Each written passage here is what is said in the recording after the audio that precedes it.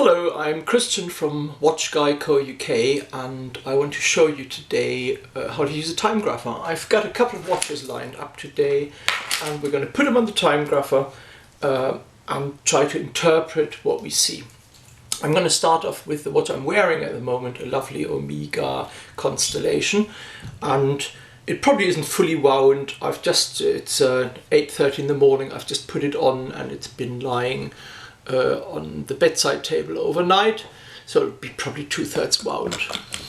We're going to put the watch on the timegrapher and switch it on.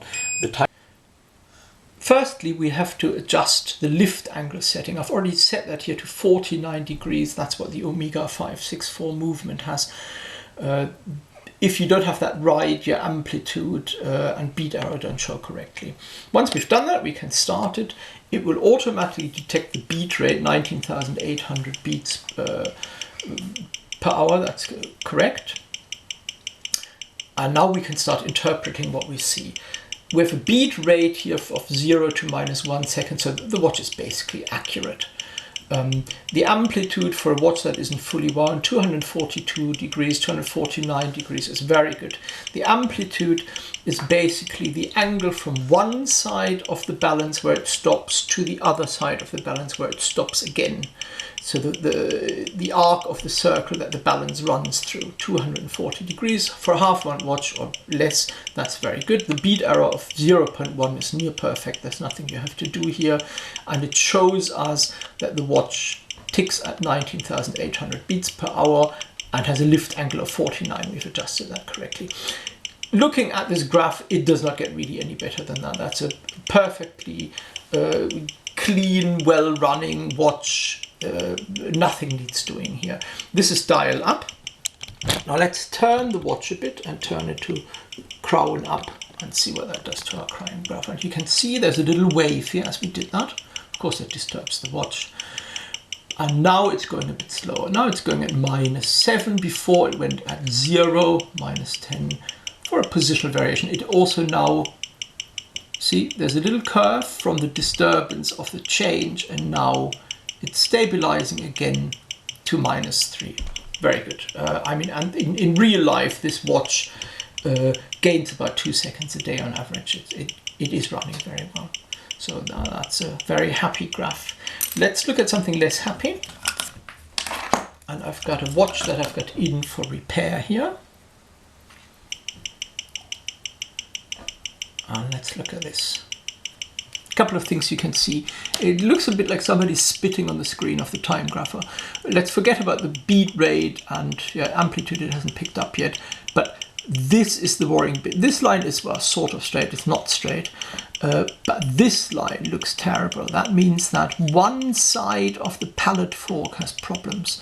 So one of the pallet stones is dirty, or it goes too far into the escape wheel, or not far enough. There's a locking problem, or there's a dirt problem on one side of the pallet fork. It has a pretty big beat error of 3.3 that needs taking care of. But the main problem is it could also be a lubrication problem, but this is an old watch and it needs a service, and you can tell this is the nice bit. You can put a watch on the timegrapher and you know if it needs work doing to the movement or not, and this one does. This bit here, these random dots point to a problem. Let's put on another watch. This is a fairly new, hang on, let's just start and stop. This is a fairly new Seagull ST2130 movement. Very nice watch, very nice movement. Beats at 8 beats per second. And we've got two pretty perfect lines. This is from me moving the timegrapher, these dots here, the disturbance here, but you can see you've got perfectly parallel lines, you've got a good amplitude, you've got a constant rate, you've got a low beat error. This is a super movement.